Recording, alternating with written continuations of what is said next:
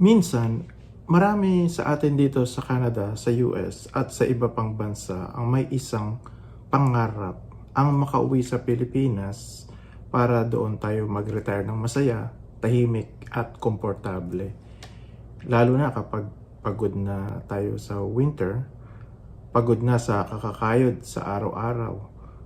Kaya ang nasa isip na lang natin, pag uwi ko, tapos na ang hirap.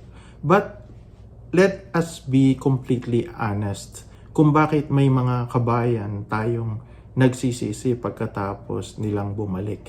Nag-empake, pero paglipas ng 1 taon, 2 taon, gusto nang bumalik uli sa North America, sa Canada, sa US, at kuminsan sa dating bansa na pinagtrabahuan nila dahil hindi pa pala nila kaya ang realidad sa Pilipinas. I know that alam naman natin na retirement in the Philippines is very beautiful. Yes, but it's not a vacation. High stakes ang desisyon na to. Kaya dapat nating pag-usapan. Hindi biro ang magdesisyon sa ganitong pagkakataon. Kaya ngayon, bago ka bumili ng one-way ticket, bago mo pirmahan ang resignation letter mo, pag-usapan muna natin yung 5 signs na hindi ka pa talaga handa mag-retire sa Pilipinas. Kung hindi mo kayang lagyan ng check ang 5 bagay na ito, don't blunder this transition. Pero ito, mga recommended suggestion lang naman. And at the end of the day, ikaw pa rin naman ang masusunod. Ikaw pa rin naman ang mag-decide. But for the time being, I want to discuss these signs to you for your consideration. Okay. Sign number 1, the healthcare illusion. So let's start with the most critical one. Sign number 1 is that you are relying on the healthy persona illusion. Kasi habang nandito tayo sa Canada or sa Amerika, nasanay tayo sa safety net. Sa Canada, universal ang healthcare. Sa US, marami sa atin ang may magandang insurance mula sa kanilang mga employer. Meron silang mga health benefits and health coverage sa kanilang hospitalization and healthcare. So, sanay ka na kapag may emergency, may hospital na sasalo sa iyo nang hindi mo kailangan maglabas ng libu-libong dolyar outright. Pero sa Pilipinas, iba ang laro, iba ang labanan. Medical care can wipe out your entire retirement fund in just a matter of weeks if you are not prepared.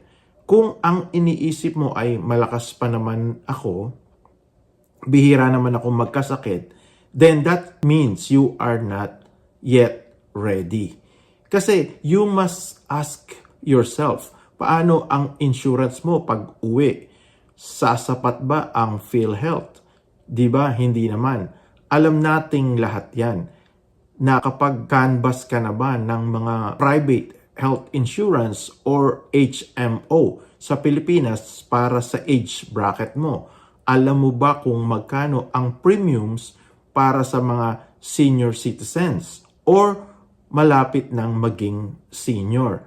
At higit sa lahat, tinanggap mo na ba na kapag nasuspend ang provincial health coverage mo dito sa Canada dahil lumabas ka ng bansa ng matagal na panahon, wala kang babalik kang mabisang lunas kung sakaling magkaproblema ka sa Pilipinas.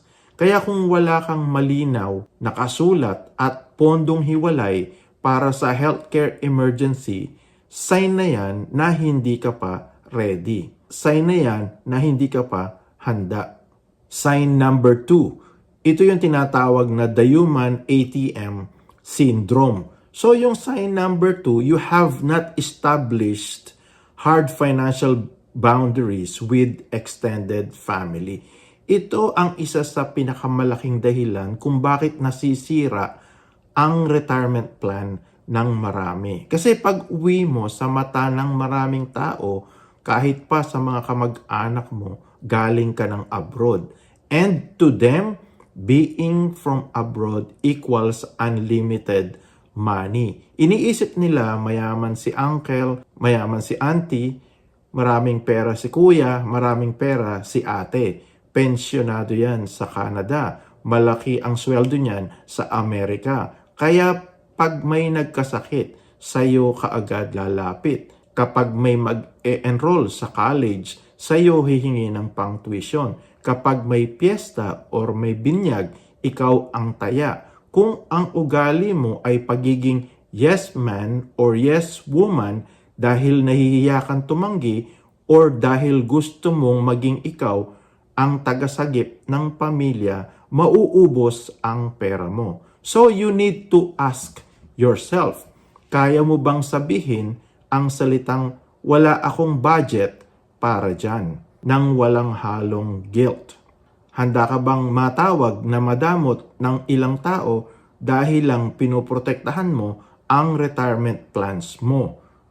Kung hindi mo kayang mag-set ng hard boundaries, ngayon pa lang, ang retirement mo sa Pilipinas ay mauuwi lang sa pagiging financial provider ng pamilya hanggang sa ikaw naman ang maubusan. Sign number 3. Pero bago tayo magpatuloy, nais ko munang pasalamatan ang lahat ng mga subscribers at ang lahat ng patuloy na sumusuporta at tumatangkilik sa channel na to. Kamusta mga kabayan abroad? My name is Robbie. So kung gusto mo yung mga ganitong usapan, sana mag-subscribe ka if you have not done so already. Mag-like at mag-comment. And please share the video para marami pa tayong mapag-usapan patungkol sa mga ganitong topic. With that said, let us continue. Pero bago nating ituloy sa sign number 3, ang mga natitirang tatlo ay tungkol sa math, mathematics, at sa lifestyle transition natin. Gusto ko lang maging transparent sa inyo. Simple lang ang layunin natin sa channel na to. And as of today, exactly 1,300 days na lang ang natitira bago ang sarili kong target retirement date sa December 31st, 2029. So araw-araw binubuo ko ang sarili kong exit strategy mula dito sa Canada, pagbalik sa Pilipinas. At lahat ng natutunan ko, lahat ng kalkulasyon, pati ang mga maling hakbang na nakikita ko sa iba, isinasama ko dito sa channel para sabay-sabay nating maprotektahan ang pinaghirapan natin. Kaya kung isa ka sa mga kabayan abroad na nagbibilang din ng taon o ng buwan bago ang iyong retirement at ayaw mo magkamali sa prosesong ito, sumama ka sa countdown na to and let's navigate this exit strategy together para pagdating ng araw ng pag-uwi natin, sigurado ang mga hakbangin natin. Okay, sign number 3, living on vacation mindset. Kasi minsan, some kabayan abroad, they are confusing a vacation experience with a living experience. Naranasan mo na sigurong magbakasyon sa Pilipinas ng 1 buwan or 2 buwan. Masarap, di ba? Masaya, di ba? Kakain sa labas, magre-resort, island hopping, magpupunta sa mall kasama ang mga pamilya, hatid sundo ka ng sasakyan. Sabi mo, ganito pala kasarap mabuhay sa Pilipinas. Uuwi na talaga ako. Pero magkaiba ang magbabakasyon at ang doon ka natitira araw-araw. Kapag permanent residence ka na doon bilang retiree, tapos na ang honeymoon phase. Haharapin mo na ang araw-araw na trapiko. Haharapin mo na ang madalas na brownout or biglang kawalan ng tubig sa ilang probinsya. Haharapin mo ang mga red tape sa mga ahensya ng gobyerno kapag may inaayos kang papel. At higit sa lahat, ang mga taong kasama mo noong nagbabakasyon ka na akala mo ay laging nandiyan para sa iyo, busy na rin sila sa sarili nilang buhay at sa trabaho nila araw-araw. Kung hindi mo pa nararanasang tumira sa Pilipinas ng diretsong 6 na buwan nang walang vacation mindset, ng 6 na buwan nang walang vacation mindset na ikaw ang namamalengke, ikaw ang nagbabayad ng kuryente, ikaw ang nagbabayad ng utilities, ikaw ang nakikipagbuno sa init at humidity na tuloy-tuloy. Hindi mo pa talaga alam kung kaya mo. Retirement is boring on some days. Regular life sets in. Kung hindi mo kayang tanggapin ang reality ng bagong routine doon na walang laging handaan at walang laging party, baka mabigla ka pag uwi mo. And then, sign number 4, the currency exchange delusion. So yung sign number 4, your retirement plan relies too heavily on the strength of the dollar. Maraming kabayan ang gumagawa ng math sa ganito. Meron akong $2,000 a month na pension or passive income mula sa Canada. Kung imumultiply ko yan sa exchange rate ngayon, malaki na yan sa pesos. Buhay mayaman na kung minsan. Yes, totoo yan. Malaki ang dollars pag ipinalit mo sa pesos ngayon. Pero nagkakaroon tayo ng tinatawag na currency exchange delusion. Hindi mo naiisip na ang inflation rate sa Pilipinas ay mabilis din gumalaw. At ang mga bilihin sa Pilipinas, lalo na ang mga imported items na nakasanayan mo na, ay hindi mura. Ang kuryente sa Pilipinas ay isa sa pinakamataas sa buong Asia. Kung ang computation mo sa retirement budget mo ay sakto lang na walang buffer para sa fluctuations ng palitan ng dollar at peso o wala kang allowance para sa taong-taong pagtaas ng presyo ng bilihin, delikado ang plano mo. Dapat ang retirement budget mo sa Pilipinas ay computed sa worst case scenario. Paano kung madoble ang singil sa kuryente dahil summer at laging bukas ang air condition mo? Kung hindi mo pa nagagawa ang stress test sa financial math mo, hindi ka pa handang mag-retire sa Pilipinas. And then let's move to sign number 5. Lack of a backup runway. And finally, the sign number 5, you don't have a backup runway or an escape hatch. Ito yung pinakamalaking blunder. Marami ang nagiging emotional sa sobrang excitement na umuwi. Ibinebenta ang bahay sa Canada, isinasara ang mga bank accounts, puputulin ang lahat ng ugnayan at magpapadala ng buong buhay via balikbayan box. Absolute exit. Ang totoong handang retiree palaging may backup blueprint. Bakit? Dahil tao lang tayo. Maaaring pagkalipas ng isang taon, ma-realize mo na hindi mo pala talaga kaya ang init. O kaya naman, mas gusto mo palang malapit sa mga anak mo or sa mga apo mo na naiwan mo dito sa Canada at sa Amerika. Kung sinunog mo lahat ng tulay mo dito, paano ka makakabalik?